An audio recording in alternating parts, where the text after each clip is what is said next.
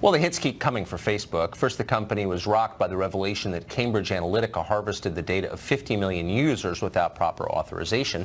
Now the company itself is accused of shady data collection. Shockingly, a company whose entire business model is built on spying may have been spying on people. Over the weekend, ARS Technica reported that Facebook collected contacts, text messages, other private data from Android phone users without their knowledge.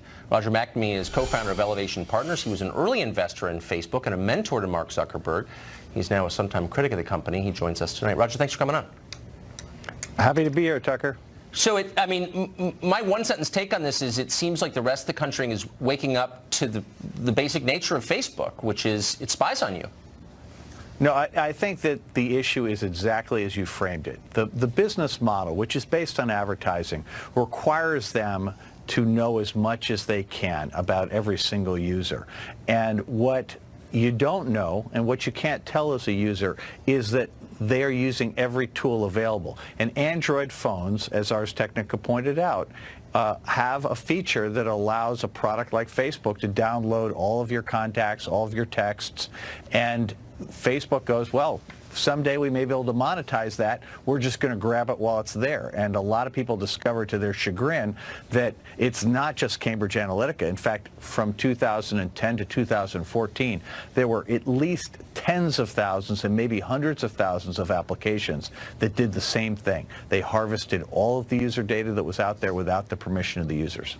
So, that information, those data, give Facebook more power over you than, for example, any government's ever had over American citizens. Should we be worried about that power? Well, I believe that that's the kind of power that requires great judgment. And the thing that we've seen in recent months is that Facebook's judgment around its power has been really poor. And I personally, as somebody who mentored them, who was involved as an investor, who was at one time extraordinarily proud of it, my tenure there, which was from 2006 to 2009, was before the company had really developed a business model. And so I was withdrawn while this stuff was going on. And as I came to understand what was going on, I felt it was important to reach out to Mark Zuckerberg and Sheryl Sandberg and make them aware of it, which I did in 2016. And it's hard when you're in the position they're in to recognize that your baby has suddenly become a huge problem. But I'm afraid it has. And candidly, I'm glad these revelations are coming out because we need them to change their strategy. So Android users found out that they're being spied on by Facebook. Do you think we're going to learn that Apple users are being spied on as well? No, Apple has a different architecture, so I think that probably not. I think the sad thing is we're going to discover if you're an Android user, it's not just Facebook who's spying on you. Right. The difference is in Apple's model, because the people pay directly to Apple when they buy the phone, Apple treats those people as the customer. With Android, it's the phone company that's the customer. And so just as in Facebook, where the advertiser is the customer and the user is the product, the user of the phone to Android is also a product. And that's the problem with the model. It's that they aren't treating us like humans. They're treating us like the fuel to generate profits. And candidly, I think that has to stop. I think all of Silicon Valley needs to reassess why it's in business and recognize that they can be incredibly profitable. They can still be billionaires without stripping the privacy from everybody and selling it to the highest bidder.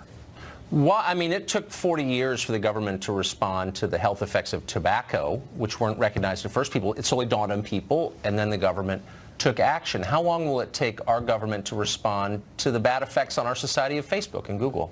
Well, to be clear, Tucker, I don't think the best response will be the one from the government. I think the best response will be from the users and from the employees of these companies. I don't think the employees understood exactly what the companies were doing, and I think as they understand it, they're going to appreciate that, wait a minute, that is not something they want to be part of. And I think you're going to see some kind of pushback and rebellion. One of the things we've been trying to encourage the employees of Facebook and some of these other companies to do is to recognize that, hey, wait a minute. These are great ideas. These companies make great products, but the advertising business model has terrible incentives, and literally billions of people are being hurt by it, not just in the U.S., but around the world. And that, frankly, they can be successful without doing that stuff, and it's on the employees to fix it, because let's face it, the government is not going to be able to fix this on a time frame that's going to make any difference. No. Well, that's a good point. They're not even trying. I hope that happens. Well, Roger, thank you for that. We're out of time, but I appreciate my pleasure, Tucker. Your knowledge and your candor.